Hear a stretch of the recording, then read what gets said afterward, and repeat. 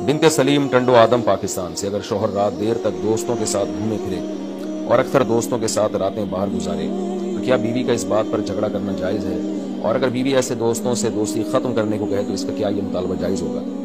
देखिए, रात बीवी के साथ गुजारना ये ज़ौजा का ये बुनियादी हुकूक में से है। कभी कभार हो जाए तो एक अलग बात है, इंसान रात को घर पे ना आए या लेट आए, कभी कभार तो सब जगह ही चलता है, लेकिन नॉर्मली रात को घर पे लेट आना ये जायज़ नहीं है। बीवी अगर मुतालबा करती है, वजह उसकी है कि बीवी के बुनियादी हुकूक में जैसे नान नफ़ा है तो उसके साथ एक टाइम गुजारना भी उसके बुनियादी हुकूक में है, और टाइम गुजारने में रात ही असल है। कभी आप देखें कि किसी की 2 या 3 बीवी हों तो रात में बराबरी उसके लिए ज़रूरी है, क्योंकि असल टाइम रात का होता है।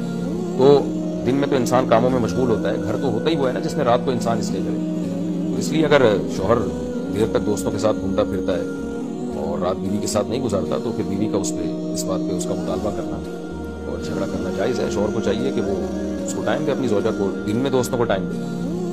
बाज़ दफ़ा मर्द ये करते हैं कि कराची में जैसे देर से सोने का मामूल है तो मर्द रात देर से घर आते हैं लेकिन फिर सुबह जाते भी देर से घर है। तो अगर ऐसी कोई कंडीशन हो तो बीवी को चाहिए फिर कंप्रोमाइज़ करें, चलो भाई रात घर देर से आ रहा है लेकिन सब सोते ही देर से हैं, गलत रस्म है लेकिन है क्या करें, कराची में चली यही रही है, सिस्टम ही यही चल रहा है।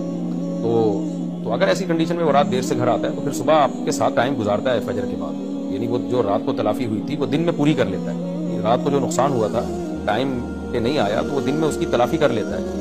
तो फिर औरत को चाहिए उसके साथ कंप्रोमाइज़ करे कि चलो भाई लेट नाइट आता है लेकिन फिर फजर के बाद भी मुझे टाइम देता है और मेरे साथ ही रहता है।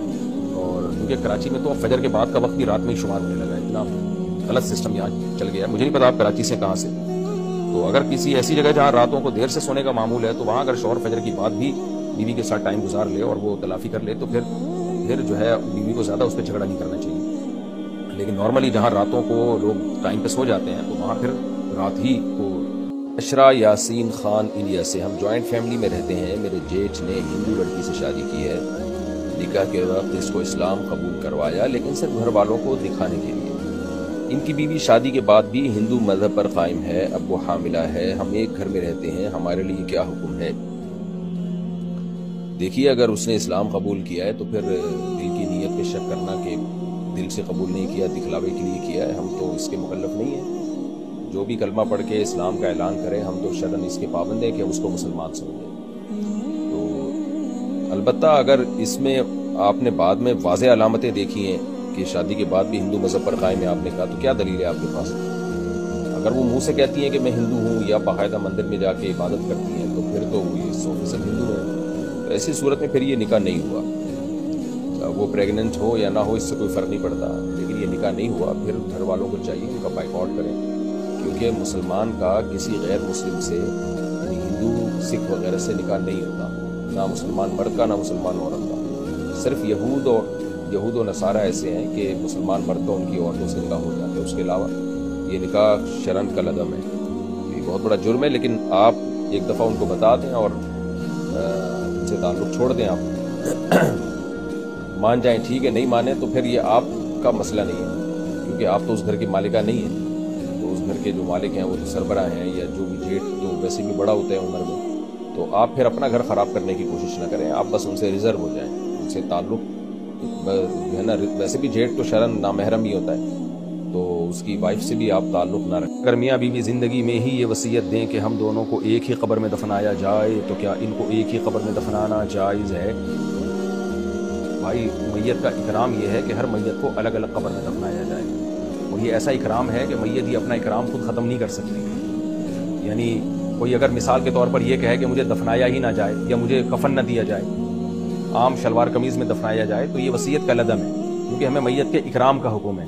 तो इसी तरह मैयत का इकराम ये है कि हर मैयत को अलग अलग कब्र में दफनाया जाए। एक ही कब्र में बिला ज़रूरत दफनाना ये मैयत की बेइकरामी। हाँ, ज़रूरत हो तो एक अलग बात है, जैसे शुहदाए उहद के लिए एक ही गड़ा खोदा गया था, उसमें सारे शुहदा थे, उनको अलग अलग दफनाने में बड़ा हरज था। बाद दफ़ा ज़लज़ले आते हैं, अल्लाह बचाए हम सबको, तूफ़ान आते हैं, सैलाब आ जाते हैं, उसमें इज्तिमाई ख़बरें बनती हैं। फिर मजबूरी के हकाम अलग हैं, लेकिन नॉर्मली हर एक को अलग कब्र में ही दफनाना चाहिए। बाकी इनमें मोहब्बत है माशाल्लाह, इस मोहब्बत की बेस पे ही ऐसा कर रहे हैं कि हमें एक कब्र में दफनाया जाए। तो देखें, जब मियाँ बीवी में मोहब्बत है तो अल्लाह इनको बरज़ख में मिला देगा, उसके लिए कब्र में दफन होना ज़रूरी नहीं है। बहुत ज़्यादा करना है तो भाई कब्रें साथ साथ बना दें। इतना तो जो है दुनिया में मेरा ख्याल है इतना आजकल फ्री नहीं होते जितना ये मरने के बाद कोशिश कर रहे हैं फ्री होने की, लेकिन बहरहाल अच्छी मोहब्बत है, खुशी की बात है। الگ الگ دفنائیں، ایک ہی قبر میں نہیں دفنائیں دونوں. تو اگر اعمال اچھے ہوں گے اور دونوں جو ہے محبت ہے دنیا میں ماشاءاللہ اور اعمال اچھے ہوں گے تو اللہ برزخ میں ان کو ملا دے گا. ان کو احساس ہی نہیں ہوگا کہ ہم ایک دوسرے سے الگ ہیں. اس کے لیے قبر میں ساتھ دفن ہونا. یہ جو آج کل مردانہ قوت کے نام پہ ٹوپی ڈرامے ہو رہے ہیں نا، جوان آدمی میں کوئی کمزوری نہیں ہوتی. جب ہوتی ہے تو پھر ہر چیز ہی کمزور ہوتی ہے، ایک ساتھ ہی پوری باڈی کمزور ہوتی ہے انسان کی. اس لیے یہ ٹوٹکے موٹکے اور یہ اوٹ پٹانگ چیزیں کھانے کی ضرورت بولو نہیں ہے. یہ کھا کے پتہ نہیں تو 8 شادیوں کی طاقت پیدا ہو جائے گی، 16 شادیوں کی طاقت. بکواس ہے، سب فضول باتیں ہیں. جب تک چل پھر رہے ہو، بول رہے ہو، آنکھیں صحیح ہیں، کان صحیح ہیں، سونگنے کی طاقت صحیح ہے، ہضم کرنے کی طاقت ہے، تو ساری طاقتیں ٹھیک ہیں. جب کمزور ہو گئے تو ایک ساتھ ہی ہو گئے سارے، سب کچھ ساری کمزوریاں ایک ساتھ ہی پیدا ہوتی ہیں. تو جب تک باقی باڈی ٹھیک ہے تو باقی بھی ٹھیک ہے. الگ سے پتہ نہیں کیا کہ لے کے نسخے کھا رہے ہوتے ہیں، دوائیں کھا کے اپنے آپ کا بیڑا غرق کر رہے ہوتے ہیں. اس میں وہم زیادہ ہے لوگوں کو. اور اللہ نے ہر مسلمان میں 4 کی طاقت رکھی ہوئی ہے معذرت کے ساتھ. اس کے لیے کوئی بہت زیادہ ایکسٹرا کوئی صحت کی ضرورت نہیں ہے. مرد کو اللہ نے عورت سے زیادہ پاورفل بنایا اس معاملے میں. تو مرد ہی کیا ہے جس میں پاور عورت ہی کے برابر ہو. ایک عورت کے لیے ایک مرد کافی ہے، تو ایک مرد کے لیے بھی ایک عورت کافی ہے. تو دونوں میں کوئی فرق ہوا پھر؟ تو آدمی کس بات کا ہے بھائی؟ تو باقی کرے نہ کریں وہ آپ کا ہیڈیک ہے، وہ میں الگ ٹاپک ہے. وہ تو میں پھر سوسائٹی کی جو ضرورت ہے، معاشرے کی ضرورت ہے، بیوہ طلاق یافتہ، وہ تو میں اس پہ بات کرتا رہتا ہوں. لیکن یہ جو آج کل ہے نا کہ کمزوری، یہ ایسے نہیں ہے ایسے جیسے لوگوں نے سمجھ لیا. سب صحت مند ہی ہے. ہاں کوئی خدا نخواستہ کوئی شوگر کا مریض ہے، کوئی ایکسٹرا کوئی بیماری ہے اس میں، تو ایک الگ بات ہے. جب تک آپ نارمل ہیں تو سب کچھ نارمل ہے. اس کے لیے حکیموں کے پاس، جو جعلی حکیم ہوتے ہیں نا، ان کے پاس مت جایا کرو، وہ بیڑا غرق کر دیں گے. جو پراٹھے ہضم کر رہا ہے نا، روٹی ہضم کر رہا ہے، گوشت ہضم کر رہا ہے، تو اس کا مطلب صحیح ہے، ٹھیک ہے. باقی نفسیاتی مسائل ہوتے ہیں لوگوں کے ساتھ، اس کو وہ اب ایک آدمی کو غلط کاریوں کی عادت پڑ جائے. لوط علیہ السلام کی قوم کو لڑکوں سے بدفعلی کی عادت پڑ گئی تھی، تو ان کی عورت میں رغبت ختم ہو گئی، بیوی میں رغبت ختم ہو گئی. تو یہ جسمانی بیماری نہیں تھی، یہ روحانی بیماری تھی. اس کا علاج کوئی دوائیں نہیں ہے. اس کا علاج ہے کہ جو گندگی تم نے عادت ڈالی ہے اس عادت کو چھوڑو، تو پھر اللہ حلال میں رغبت پیدا کرے گا. جو زانی لوگ ہیں، زنا کرنے والے، بدکاریاں کرنے والے، غیر عورتوں میں دلچسپی لینے والے، ان کی گھریلو لائف بہت خراب ہو جاتی ہے. وہ جسمانی بیماری نہیں ہے، وہ مینٹلی ڈسٹرب ہوتے ہیں. وہ ان کو روزانہ کچھ نیا چاہیے. عیاشی ان کی مزاج کا حصہ بن جاتی ہے. جیسے جو روز مرغے کھائے گا تو دال اچھی لگے گی پھر اسے.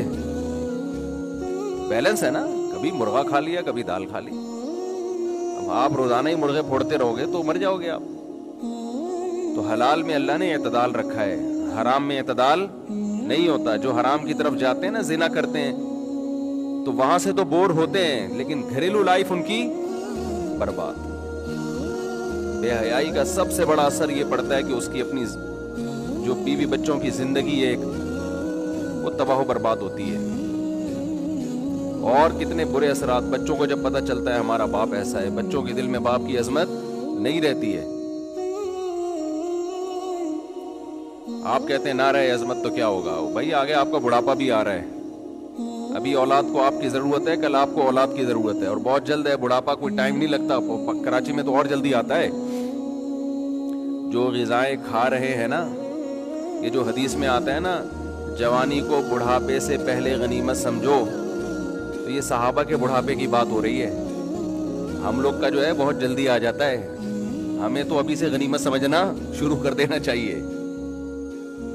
دیکھو 63 سال کی عمر میں رسول اللہ صلی اللہ علیہ وسلم کے چند بال سفید تھے. چند بال، صحابہ کہتے ہیں گنے جا سکتے تھے. یہ صحتیں تھیں اس زمانے میں. آج 40 سال کے بعد آدھا سر سفید ہو جاتا ہے. ہوتا ہے کہ نہیں ہوتا؟